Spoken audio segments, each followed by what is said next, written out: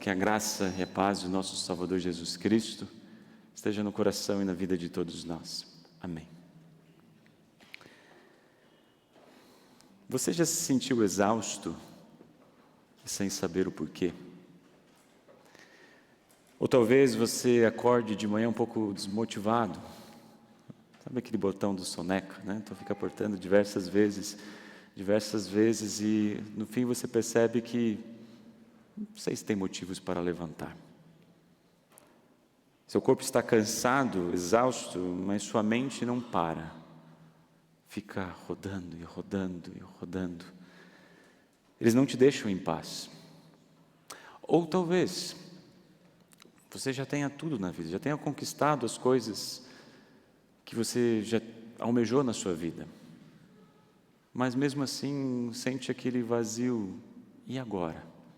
O que eu faço? Essas são algumas das perguntas que podem estar ecoando no coração de muita gente, de muitas pessoas.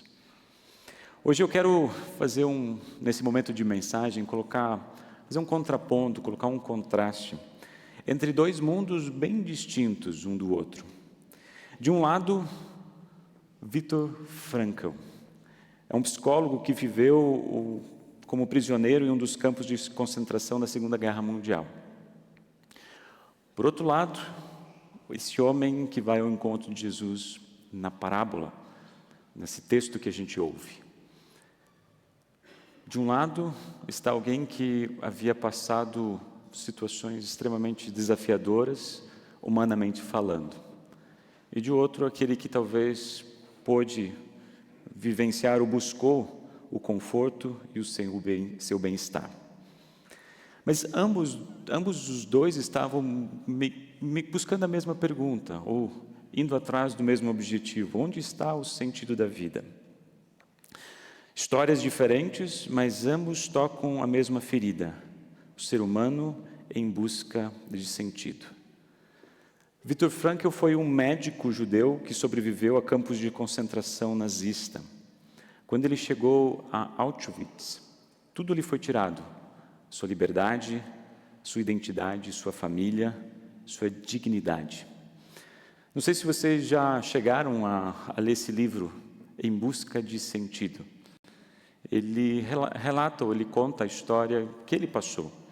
Diz até no próprio prefácio que ele escreveu em 9 dias. Porque é fácil escrever, apesar de ser muito doloroso, aquilo que ele passou ao longo de tanto tempo de privação. Em seu prefácio, ele admite que o livro ele trouxe muito sucesso. Na verdade, é o livro mais conhecido dele. Trouxe muito sucesso. E ele até questiona, né? O fato de ter trazido sucesso talvez seja pelo título. E se muitos estão buscando sentido para a sua vida, porque talvez demonstre a carência da humanidade por ter um sentido real para a sua existência. Logo no início, não quero trazer vários detalhes do livro, mas eu acho que alguns pontos para comparação são interessantes. Ele traz 2 momentos, 2 estágios. Um é o choque e o outro é a apatia, desse contexto de campos de concentração. Imagine a seguinte situação: eles estão indo no trem lotado, mais de 1.500 pessoas, está abarrotado de gente, não consegue nem enxergar direito algo que está fora. De repente, eles estão imaginando que eles vão para um lugar de armamentos para trabalhar forçado e, de repente, eles percebem na placa Auschwitz. E eles sabem o que isso significa. Câmeras de gás, tortura, morte. Assim que chegaram, eles são colocados numa fila. E nessa fila, um oficial, uns vão para a esquerda, outros vão para a direita. Ele não tinha entendido muito bem o que era aquilo. Uns vão para a esquerda, outros vão para a direita. Ele foi para a direita. Quando chegou lá no alojamento, no contexto, ele perguntou para alguém que já estava lá: aonde que estava o seu amigo? Ele, com uma certa apatia, mostrou: está lá. E estava subindo uma fumaça. Esse é o segundo estágio. Depois de um tempo, quando eles estão já algum tempo lá, aquilo que seria escândalo, sofrimento e dor, começa a se tornar normal, apático diante do sofrimento. O fato de trabalhar forçado no inverno durante dias e dias, o fato de serem espancados, não terem alimento suficiente, o fato de alguém, ele relata acordar acordar tendo um pesadelo e percebe que a sua vida é pior que o pesadelo. A gente começa a pensar que essa realidade do sofrimento já estava sendo profunda demais. E quando ele sai, percebe que a sua esposa tinha falecido também junto com os seus pais. E mesmo no horror de tudo isso, porque é algo desumano, a gente percebe uma conclusão surpreendente que ele vem a chegar. O ser humano pode suportar qualquer sofrimento se encontrar um sentido. Ele até se utilizava de uma frase de Nietzsche que dizia: quem tem um porquê, enfrenta qualquer como. Nas suas palavras, ele dizia assim: sempre que alguém encontrava um porquê na sua existência, uma tarefa a realizar, uma pessoa amada ou um futuro à espera, era capaz de enfrentar qualquer situação, por mais dura que fosse. Veja agora o contraste. Esse homem rodeado de horrores tenta buscar sentido para tudo aquilo que passou. Outro, talvez cercado de abundância, acredita que o único sentido era acumular mais. Agora, o que explica isso? E por isso eu quero convidar a gente agora a olhar para o texto bíblico e fazer algumas comparações e contrastes a partir desse momento da mensagem. Se vocês forem observar, a gente leu a partir do versículo 13, mas se a gente ir no contexto, né, de onde que vem esse homem que vai até Jesus? Né? Logo ali no capítulo 1, milhares de pessoas se juntaram, de tal maneira que umas pisavam nas outras. Era um homem que vai até Jesus, querendo que Jesus seja o mediador entre os seus irmãos, porque queria que dividisse a sua herança. Ou seja, ele busca, olha só o esforço, a energia que ele vai até Jesus, para que ele pudesse então ter a herança, poder descansar, comer, beber, isso é legal, usufruir das coisas que esse dinheiro, essa herança poderiam proporcionar.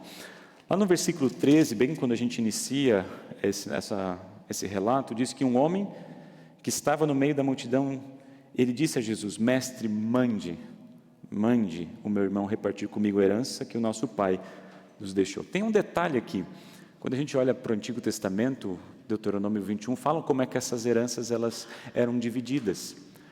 A gente pode concordar ou não, isso não é o ponto, mas a herança era dividida que o irmão mais velho ficava com 50%, ou seja, metade da herança, e a outra metade era dividido entre os outros irmãos. Aqui a gente não sabe se ele era o irmão mais velho, que queria a metade do restante dos irmãos, ou se ele era o irmão mais novo, que queria mais do que aquilo que era devido para ele. Mas eu acho que não importa quem ele era, se era o irmão mais velho ou mais novo, importa a maneira como ele chega até Jesus para resolver essa questão. Ele não vai até Jesus perguntando ou perguntando no sentido: Jesus, me dê uma luz, me oriente a fazer isso. Como é que eu posso fazer a luz, né, daquilo que os profetas do Antigo Testamento nos orientam a fazer?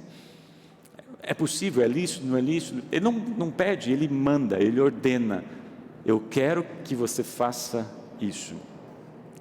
Sabe, isso me faz pensar sobre algumas conexões com a nossa vida também, com as situações da nossa vida, quando nós buscamos a vontade de Deus. E às vezes me faz pensar que quando a gente, por exemplo, semana passada a gente falou em oração, né? Quando a gente coloca algum pedido, alguma situação diante de Deus em oração, às vezes dá a impressão que nós já temos aquilo que queremos e vamos até Deus para que realize a nossa vontade de acordo com as nossas prerrogativas, com o nosso desejo. E Deus é aquele cumpridor de desejos ou de realizações, cumpra a nossa vontade. Aqui, o que está acontecendo é o seguinte: eu já sei, revela como é que ele enxerga Deus e revela o seu coração. Como é que ele enxerga Deus? Um Deus que vai cumprir aquilo que ele espera que seja realizado. Eu já sei o que preciso, agora quero que Jesus responda às demandas da minha vida. Essa semana eu assisti um episódio, não sei quem de vocês já assistiu This Is Us. Foi bem famoso, né? Fala sobre vários aspectos de relacionamento, tanto situações muito positivas como marcas que ficam ao longo da vida. E esse episódio, essa série faz o que eles chamam de flashbacks, né? Que conta a história quando eram pequenos, depois vão para a fase adulta e voltam. Então o episódio vai e volta, né? Nessa volta que eles chamam de flashback, olhando, né, tem uma cena que o Jack, que e a sua esposa, a Rebecca, eles estão ia nascer os trigêmeos, né? Um falece e estava naquele contexto onde ele é tirado, né, do lugar do parto, porque precisava de cuidados com a esposa, né? E ele está lá sem saber o que fazer, e de repente passa uma enfermeira, ele vai até a enfermeira, e ele fala, mas me diz o que eu preciso fazer, o que eu posso fazer nesse momento? E a enfermeira diz simplesmente, você pode orar, você pode rezar. Ele pega, vai até a capela do hospital, e ele, de novo, ele faz uma lembrança de quando ele era pequeno, ia para a igreja junto com seu pai, e ele pedia para o seu pai ser um pai melhor, que não batesse nele, e ele falou assim, eu desisti porque você não ouviu minhas orações, mas agora eu estou orando de novo, salva a minha esposa, salva os meus filhos. E no final da oração, ele, antes de sair, falou assim, não se atreva de tirar a minha esposa de mim, não se atreva, e saiu. Sabe, às vezes a nossa oração, ela é um pouco assim, Deus, não se atreva de tirar aquilo que eu quero. E a gente vai até Jesus numa perspectiva de realizar os nossos desejos, aquilo que a gente já tem pré-determinado no meu coração. E que tipo de Deus que a gente quer? Um Deus que não se atreve em desobedecer a minha ordem. É isso que está por trás desse texto aqui. Quando Jesus conta essa parábola, esse homem vai até Jesus e pedindo uma coisa que ele já tinha definido. Faça isso, mande que seu irmão resolva. Agora, Jesus olha para ele e conta uma parábola. Então, entendendo esse contexto, a gente olha para essa parábola com olhos um pouquinho diferentes. O foco dessa parábola é conduzir aquele homem a olhar para Jesus não como aquele que vai realizar as suas demandas. Ele não vai ser o mediador entre ele e o seu irmão. Não é esse o foco de Jesus e não é essa a função de Jesus. Pelo contrário, Jesus o convida a olhar para a vida sobre uma outra perspectiva que dá real sentido à sua existência. Então a parábola conta o seguinte, tem um homem que havia ganhado muito, tinha uma colheita abundante, extraordinária, mas ele tinha um problema, onde ele vai colocar tudo aquilo que a sua fazenda produziu? Ele pensa, ele reflete, ele diz, já sei, vou reconstruir outros velhos, os meus armazéns, eu vou construir outros maiores, para guardar todas as coisas boas que a sua rica fazenda produziu. Porque o que ele queria era poder descansar, comer, beber, se alegrar, diante daquilo que ele tinha adquirido para a vida, em grande abundância. Agora não precisava mais se preocupar, só usufruir. E então vemos um contraste na parábola que Jesus está contando, porque agora eu posso usufruir tudo, muitos anos, e Deus fala assim, seu tolo, hoje mesmo, ou esta mesma noite. E é nesse momento que Jesus interrompe a parábola, e chama esse homem de tolo, insensato, porque todos os seus planos, todo o seu tempo, a preocupação, o esforço que foram investidos não serviram para nada, pois não é isso que gera satisfação e descanso. Não é o acúmulo dos bens, que é o coração, a razão de gerar sentido para a nossa existência. Também esse homem estava buscando sentido, mas ele se sentia perdido. Ele estava escravo de uma ilusão. A vida se resume ao que temos e ao que usufruímos.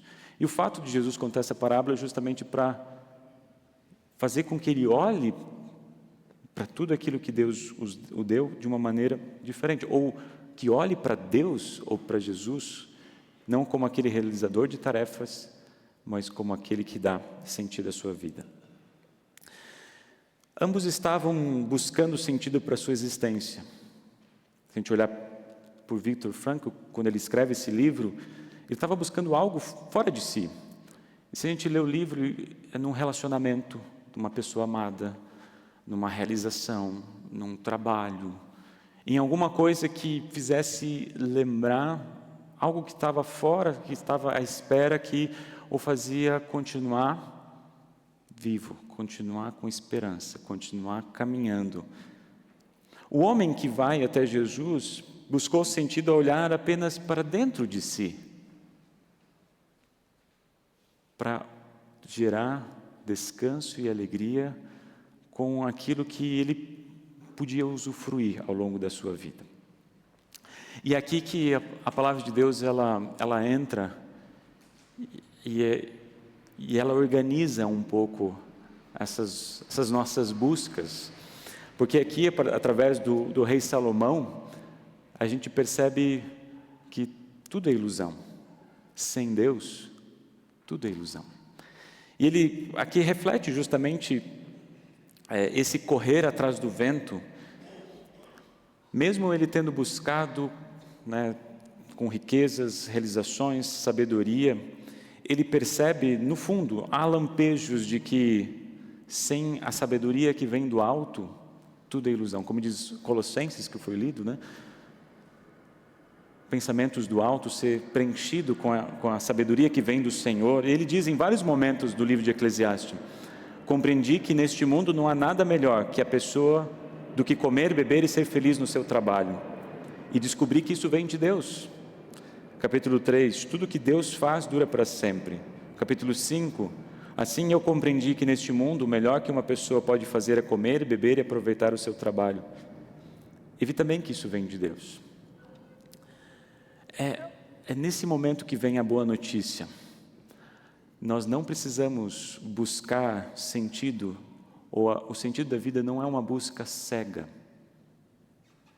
Jesus não veio para garantir uma herança terrena e nem impedir que o sofrimento presente aconteça.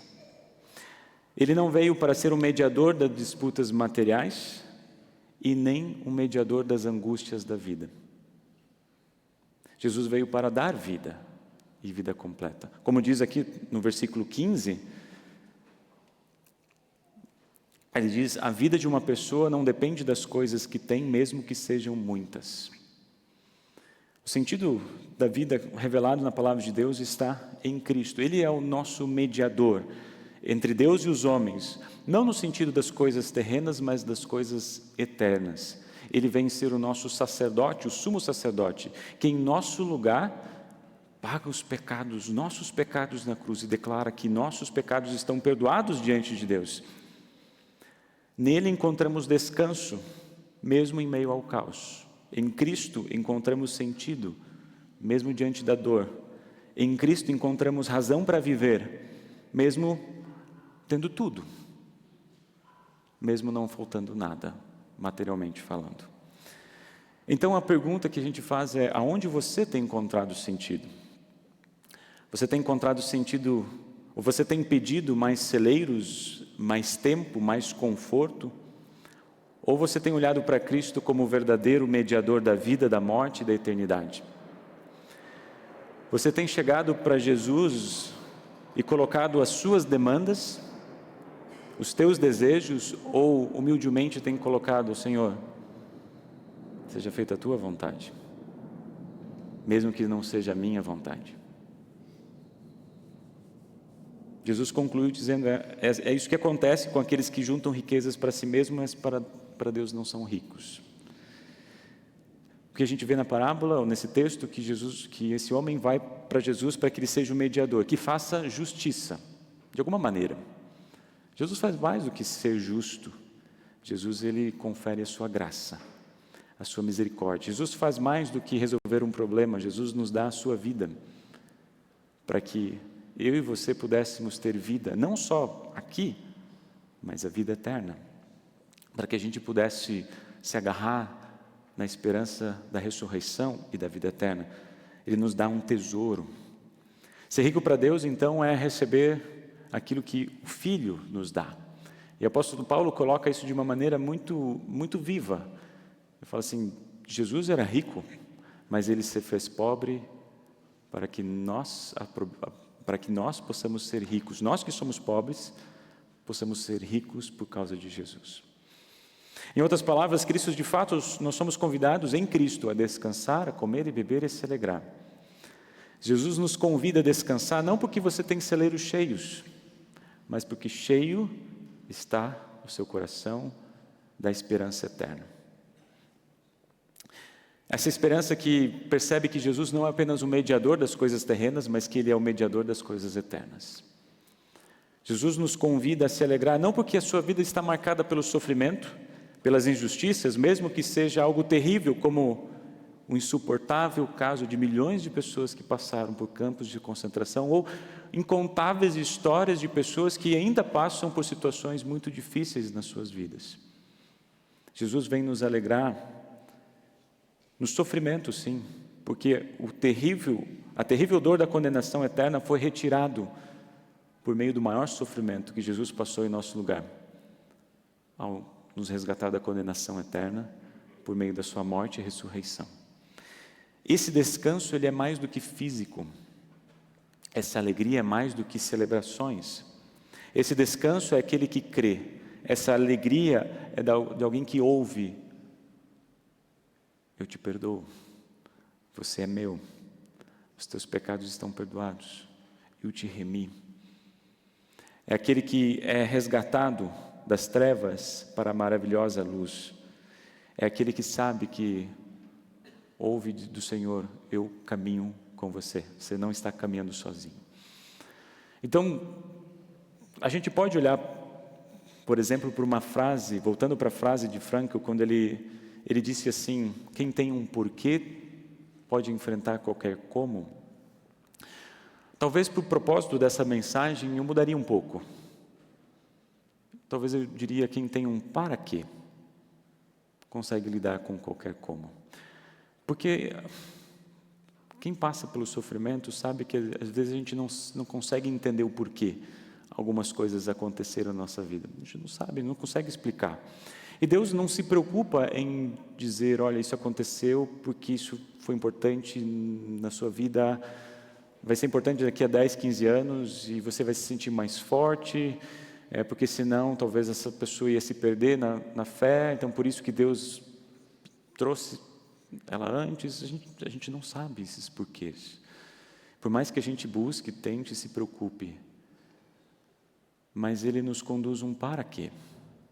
Já que você é filho dEle, resgatado das trevas, é declarado justo e perdoado diante do Senhor, agora, nessa caminhada da vida, até o dia final, até a ressurreição e a vida eterna, Ele nos dá um para quê? Para quê?